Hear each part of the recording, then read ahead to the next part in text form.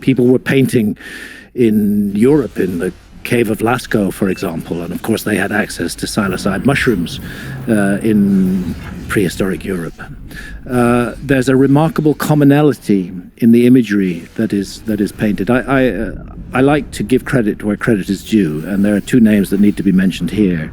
One is the late, great Terence McKenna and his book Food of the Gods, where he proposed the idea very strongly that it was our ancestral encounters with psychedelics that made us fully human. That's what switched on the modern human mind. And very much the same idea began to be explored a bit earlier by Professor David Lewis Williams at the University of Witwatersrand in South Africa.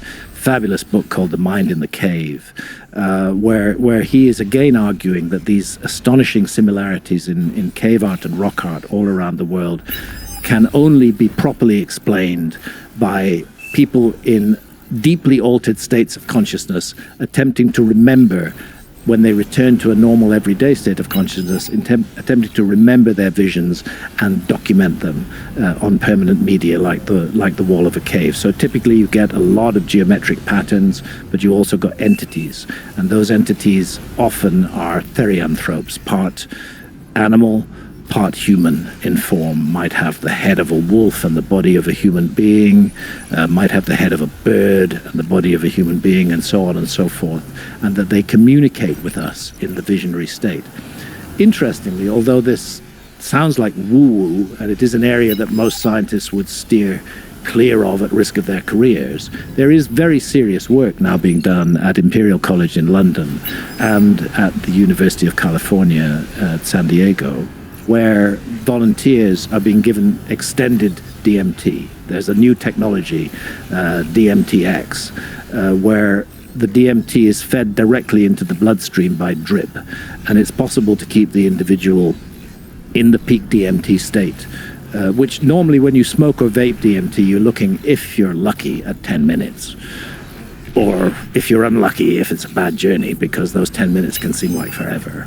But with DMTX, with the drip feeding of DMT into the bloodstream, these volunteers actually could be kept in the peak state for hours. And unlike LSD, where you rapidly build up tolerance, nobody ever builds up tolerance to DMT. It always hits you with the same power. Even if you took it yesterday and the day before, and you're taking it tomorrow as well, it's still going to have that same power. There's no tolerance there. So that's how they can use that lack of tolerance to keep volunteers in this state. And then when they debrief those volunteers, they're also putting them in MRI scanners and looking at what's happening in the brain.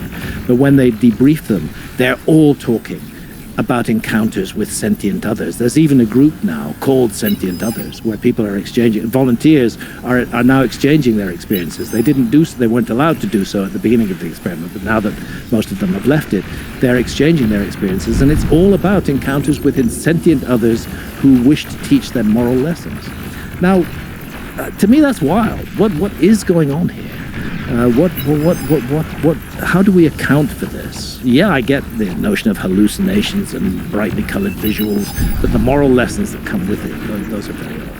Yeah, and would you say that the reason that could give birth to a civilization is it because such visions can help create myths, and especially like religious myths, that would be a cohesive thing for a large group of people to get around? Yeah, and can help us to be better members of our own community. Right, with moral lessons. Yeah, more contributing members of our community, more caring, more nurturing members of our community. That's got to be good for any community.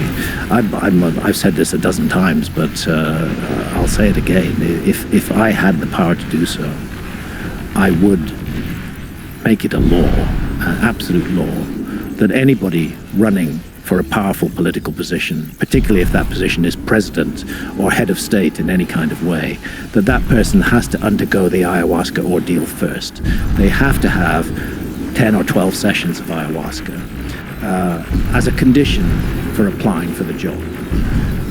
I suspect that most who had those experiences wouldn't want to apply for the job anymore. They would want to live a different kind of life. And those who did want to carry on being a leader of a nation would be very different people from the people who are leading the nations of the earth into chaos and destruction today.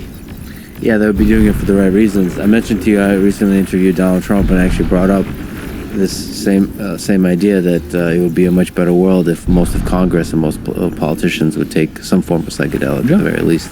I have no doubt that it would be a better world.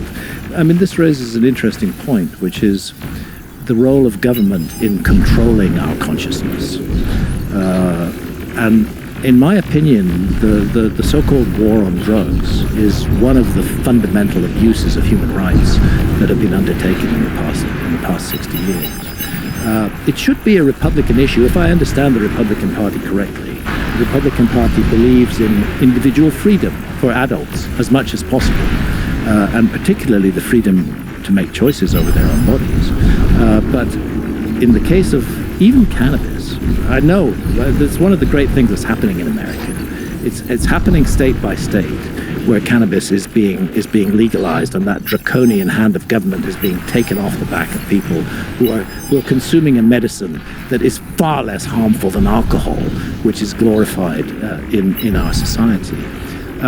We cannot say that we are free if we allow a government to dictate to us what experiences we may or may not have in our inner consciousness while doing no harm to others.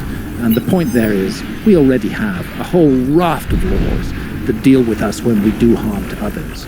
Do we really need laws that tell us what we may or may not experience in the inner sanctum of our own consciousness? I think it's a fundamental violation of adult sovereignty. And we would have much less drug problems if these drugs were all legalized and made available to people without shaming them, without punishing them in any way. They're just part of normal social life. And then you could be sure that you were getting good product rather than maybe shitty product, which has been cut with all sorts of other things. Ultimately, the way forward is for adults to take responsibility for their own behavior and for society to allow that to happen, and not to have big government taking responsibility for decisions that should be in the hands of individuals. And for me also, it's exciting some of these substances like psilocybin are being integrated into scientific studies, large scale. It's really interesting. We've seen a revolution in the way science looks at psychedelics in the last 20, 25 years. They were in that highly demonized category. But again, it's one of those paradigms which gets overwhelmed by new evidence, and it began to be realized that psilocybin and other psychedelics are very helpful in a range of conditions from which people suffer: post-traumatic stress disorder,